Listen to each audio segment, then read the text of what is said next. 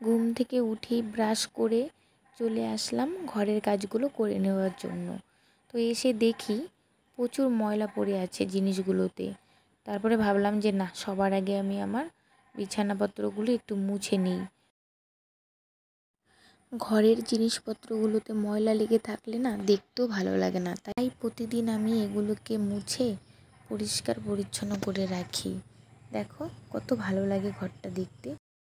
এখন আমি বিছানাটা গুছিয়ে নেব। তো দেখো বিছানাটা গুছিয়ে নিচ্ছি। কি এলোমেলো হয়ে আছে আমার বিছানা, গুছোতেও কতক্ষণ সময় লাগে। সব কিছু গোছগাছ করে নিয়ে এখন আমি ঝাড়ু দিয়ে নিচ্ছি। ঘরের সমস্ত কাজ শেষ করে এখন আমি ঘরটা মুছে নিলাম, তার উঠোনটা ঝাড় দিয়ে নিব। এত বৃষ্টি হয়েছে না, দেখো উঠোনে কত জল হয়ে আছে, আমি ঝাড়ুই দিতে পারছি না। এদিকে বৃষ্টি পড়ছে, আজকেও ভিজে যাচ্ছি।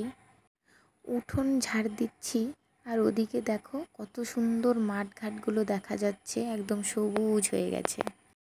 Hi friend, good morning, back to my new blog. তোমরা সকলে কেমন আছো? আশা করি ভালো আছো, সুস্থ আছো। আমিও খুব ভালো আছি।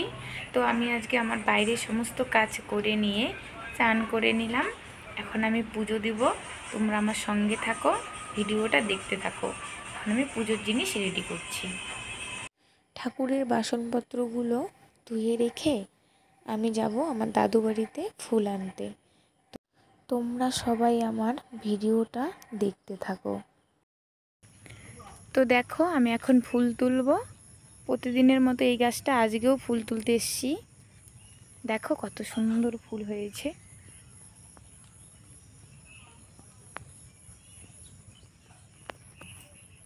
তো আমি এখন ফুলগুলো তুলে নিচ্ছি।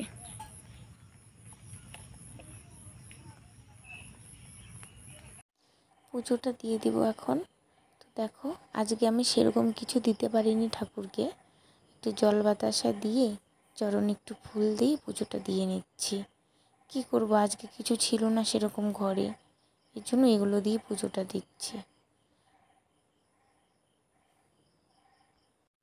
এখন তো অনেকটাই বেলা হয়ে গেছে, তাই দুপুরের রান্নাটা বসিয়ে দিয়েছি।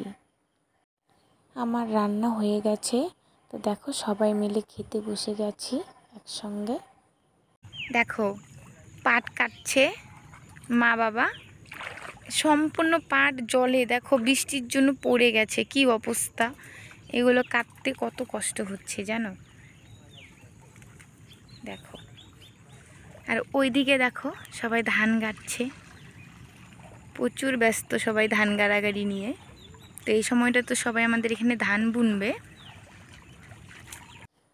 বিকেলবেলা আমাদের বাড়ির সামনে দেখো একটা জমিতে কত সুন্দর করে ট্রাক্টর দিয়ে চাষ করে নিচ্ছে জমিটা। এখানে ধান লাগাবে।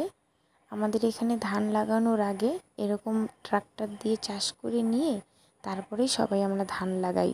তাহলে দেখো চাষিরা কত কষ্ট করে ফসল ফলায়। এখন সন্ধ্যা লেগে গেছে, তাই আমি গরুটাকে জল দিয়ে দিলাম। যেহেতু আমি গ্রামের মেয়ে, গরু বাছুর পশু পাখি পুষতে আমার খুব ভালো লাগে।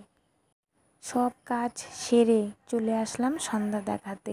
এমনিতেও এদিকে লেট হয়ে যাচ্ছিল, তাই তাড়াহুড়ো করে সন্ধ্যাটা আগে দিয়ে নিলাম। সন্ধ্যার পর একটু চা না করলে হয় না। দেখো আমাদের একটা অভ্যাস হয়ে গেছে, সন্ধ্যার পরে সবাই বসে একটু চা খাই।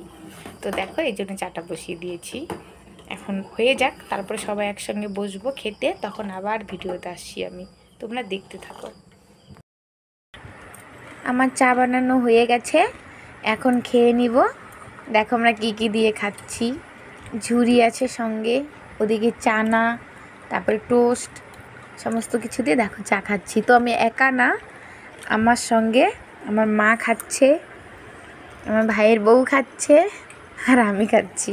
আমাকে দেখালাম না।